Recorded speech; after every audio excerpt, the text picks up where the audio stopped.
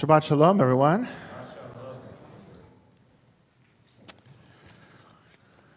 This morning I want to spend a little bit of time thinking about inflection points, right?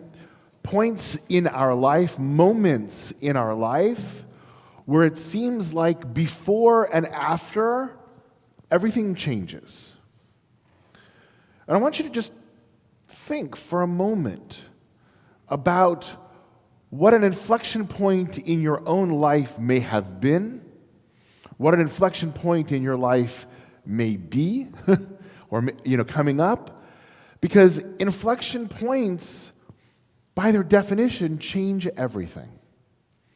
And I want to focus on that today because the story in our parsha is all about an inflection point in Jacob's life. So think for a moment. What do we know about inflection points? How do we as human beings think about them, cope with them? How do we manage them as we go through life?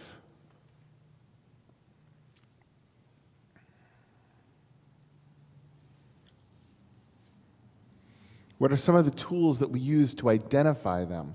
What are some of the tools that we use to deal with them? I think inflection points also represent the possibility of two different paths. So one path takes the right, left. Sometimes in one's life, one has the option of doing one thing and then doing the other one. And once you take one path, you can't go back. So Jack said that inflection points represent sometimes a fork in the road, sometimes the opportunity to take two paths. And if I could add some words to what you're saying, or paraphrase, inflection points are about choice, right? They're about choice, that we have a choice to make in our life. Which way are we going to go? How are we going to manage those inflection points? Even sometimes when those inflection points are imposed upon us. Sometimes we have a choice, but sometimes we don't. But then we still have choices to make after that inflection point as to how we're going to manage it, how we're going to deal with it, for good or for bad. What else? Rana? Change in behavior. Say more about that.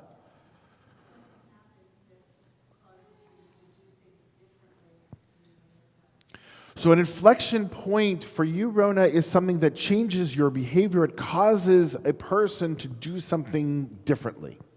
Good. What else?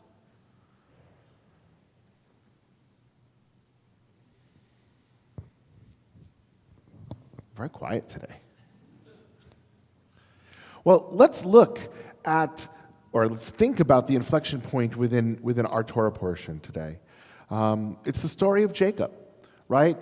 Jacob is running away, literally. He's running away from his past. He's running away from his relationship with his brother. He's running away from maybe some of the guilt and some of the things that he's done. At this point in time in the story, he has already taken the birthright and taken the blessing away from Esav. And he is at a point now where he's going to have to face that. So his inflection point is his choices that he had made up until this point in time are now coming to him, and he needs to face those choices, the consequence of those choices. And what happens is this famous dream that we have, right?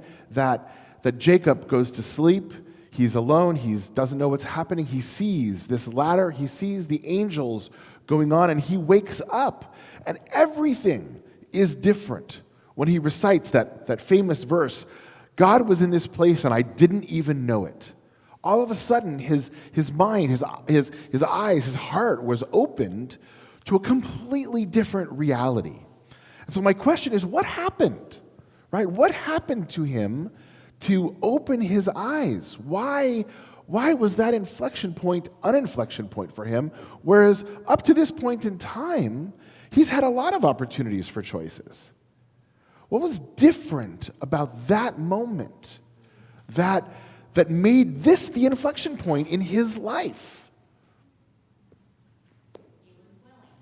He was willing. Maybe. He may have been open. I don't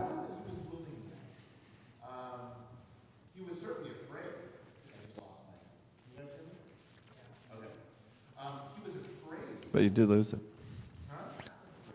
Yeah, the microphone? Oh, now it's back on. All right, that's a little weird. Yes, so he was certainly willing he was willing to see what was there, right? Whereas before, I would agree with you, I don't think he was. But at this moment, there's something that made him willing to see. Good, let's dig deeper into this. Why was this different? Yeah. Sorry. He was out of his comfort zone, out of his home. He was out of his comfort zone, out of his home, and what does that mean? So, what made him start to see things differently is that what had become comfortable and familiar for him was no longer there. So that was, opened him up to being in a place of seeing things differently. Nice. So by being out of his comfort zone, by being in that different place, it enabled him to actually see things that he hadn't seen before. Whereas when you're in that comfortable place, this keeps going in and out. Gilad, if you're out there, if you can hear, we may need another mic up here. When you're in your comfort zone, and I'm actually going to add to what it is that Rabbi Aaron said, when you're in your routine, right? When you're in, this is what I do every day, this is my world every day, this is what I see every day, this is how I respond every day, then very often it's tough to identify those inflection points unless it forces you to. What else?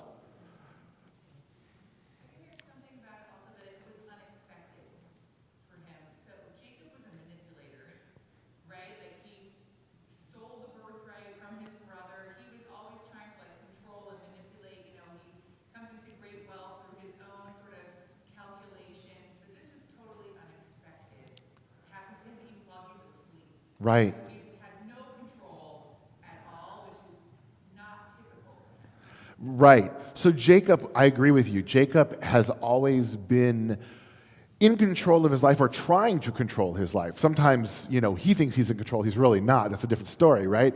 But he's trying to control his life. And here, actually, when he is asleep, is a moment, and I like this, it's a moment he's completely out of control. He's completely vulnerable.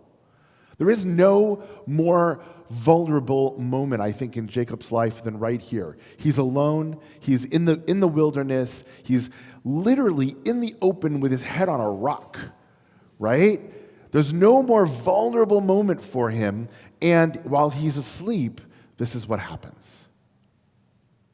This is the beginning of his vivid dreams. We're going to see more of that in future our show. And maybe it was just so vivid that he had to, go through inflection and really think about it. It really started him off on his path to be a seer or whatever it is. Well, so Jacob definitely had this change in terms of him, but I think it's Joseph that becomes more of the dreamer, of the dreamer and the seer. But look, I would agree with you. The vivid nature of this dream left him in a place where he couldn't help but respond to it. And sometimes, folks, that's when the inflection points in our life happen. Because we are creatures of habit. We are creatures of routine. And until something big happens in our lives that forces us, okay, we're just going along the same way, right? We're going along the same way. And maybe it's something big that happens in our jobs that forces us to change. Maybe it's something big that happens, in our love life as we meet the person that we're going to marry, right? And all of a sudden everything changes after that. We're going to have an ufruf today, right? Maybe it's something that happens with ourselves and our bodies, facing an illness, facing something that changes our life. It forces us to make a choice, to say, if I keep living the way that I was living and ignore it, well, I'm not going to be here much longer. And that's where we're heading towards today, but I want to give Sivan an opportunity. Go ahead. Could he have been scared, like the dream like scared him? Like inflection points can happen sometimes when you get like shaken out of something. Yeah, it's very possible. Inflection points happen sometimes when you're afraid or when there's what I would say heightened emotions, right? Sometimes it's fear, sometimes it's anger, sometimes it's loss, right? Sometimes it's love. All of those heightened emotions tend to open us up to those inflection points, but we still have to see it. We still have to make that choice. Sophia.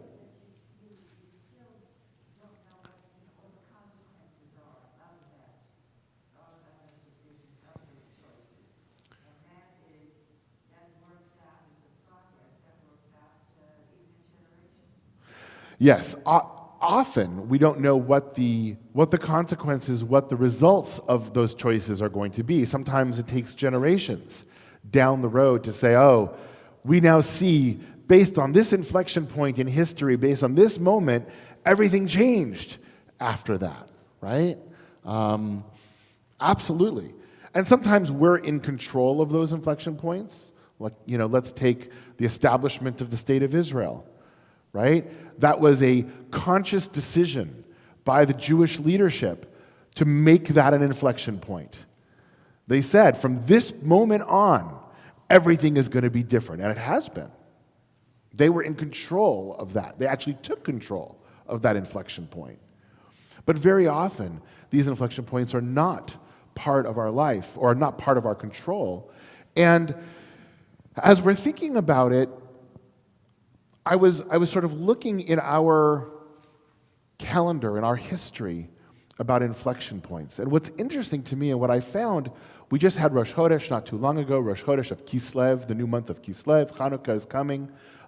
Certainly the story of Hanukkah we could talk a lot about as inflection points within our history. But as we think about the new moon, I like it as an inflection, as an example, as a paradigm for inflection points, because it's not a one-off. See, I think all too often we make the mistake of thinking that inflection points are a moment, a choice, a single decision. That's actually not the way that life usually works. There are times that it is, certainly. But usually inflection points are actually a series of smaller choices, a series of smaller decisions that actually wind up moving where we are going. And it makes it more difficult to find out when that exact inflection point was, because it's a process. It's a process. And that's why I like the image of Rosh Chodesh, the image of the new month, as an example for that. And one of the sources that I found, and this was Rav Yitzhak Alderstein, in actually responding to the Hirsch Chumash. He was talking about the new month, and he showed not only that there's a regularity to it, but he talks about this interplay between darkness and light. And in inflection points, we as human beings very often only see one or the other, right? This is a moment that is so awesome. It is the best in the world, right? And it's changed my entire viewpoint. Or this is a moment that is so heavy, so tragic, so difficult. And we tend to see it in black and white, but it's not. Inflection points are gray in our lives.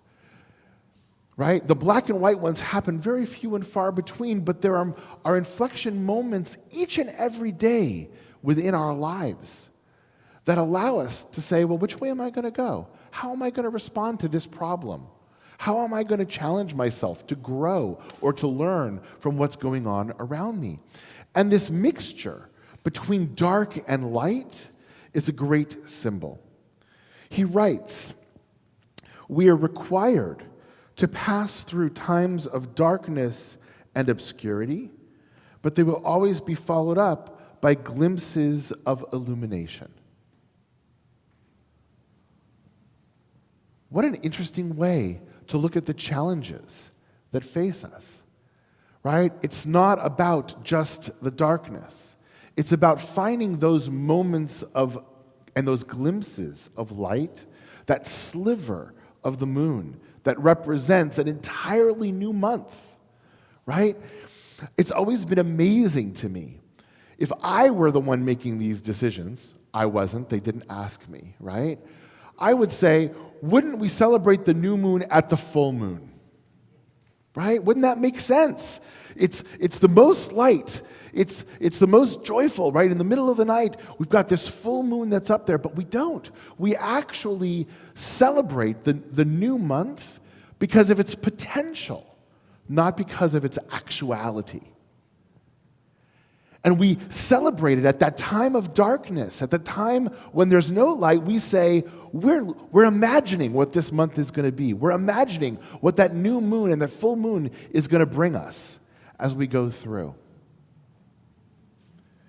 To me, that's the lesson of how we deal with inflection points in our life. When we're limited in terms of what we can see, when we're limited in terms of what we know the future is going to be, we then base it on our hope and the promise of the future. And it's a balance. It's a balance between vulnerability and security. And sometimes those most important moments happen in our lives when we're most vulnerable. That's where Jacob is. He's vulnerable. He's open. His emotions are laid bare. He doesn't really know what's going to happen tomorrow. And yet that was the moment of biggest growth and biggest transition for him. And it made him everything that he was after that. Yes, there were other moments of transition that we have. His name gets changed to Yisrael. There are going to be other moments, but this is the start. This is the start. And it's based on darkness and vulnerability. My friends, today we are commemorating and celebrating this Pink Shabbat.